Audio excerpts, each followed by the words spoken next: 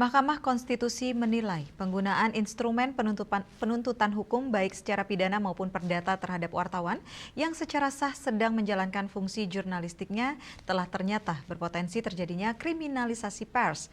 Dalam konteks ini, Mahkamah menilai bahwa wartawan memiliki posisi yang secara inherent rentan vulnerable position karena aktivitas jurnalistik kerap bersinggungan dengan kepentingan kekuasaan politik, ekonomi maupun sosial.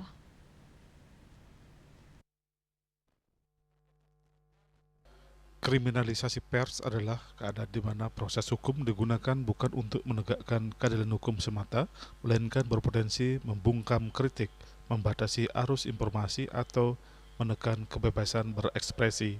Oleh karena itu, pemberian perlindungan hukum yang bersifat khusus atau afirmatif kepada wartawan bukanlah bentuk keistimewaan yang melanggar asas persamaan di hadapan hukum, melainkan justru merupakan instrumen konstitusional untuk mewujudkan keadilan substantif. Hal ini diungkapkan Hakim Konstitusi M. Guntur Hamsyah saat mengucapkan pertimbangan hukum permohonan nomor 145/PUU 23/2025. Guntur menyatakan fungsi, hak, kewajiban, dan peran wartawan sebagaimana dimaksud dalam penjelasan Pasal 8 Undang-Undang Pers harus dipahami secara utuh dan komprehensif sebagai satu kesatuan yang tidak terpisahkan dengan norma Pasal 8 Undang-Undang Pers. Wartawan menjalankan fungsi pers dan jurnalistik untuk memberikan informasi, pendidikan, hiburan, serta menjalankan kontrol sosial dengan kewajiban menjunjung tinggi kebenaran, akurasi, dan etika jurnalistik. Kemudian Guntur menyampaikan perlindungan hukum bagi wartawan bukanlah perlindungan yang bersifat absolut, melainkan bersyarat dan tunduk pada kepatuhan terhadap kode etik jurnalistik serta ketentuan peraturan perundang-undangan. Sepanjang wartawan menjalankan tugasnya secara sah, negara dan masyarakat berkewajiban memastikan tidak adanya kesewenang-wenangan, termasuk tindakan represif, tekanan maupun intimidasi yang dapat menghambat kebebasan pers. Perlindungan hukum terhadap wartawan tidak semata-mata ditunjukkan untuk melindungi individu wartawan, tetapi juga melindungi kepentingan publik, yakni hak masyarakat untuk memperoleh informasi yang valid, akurat, dan berimbang.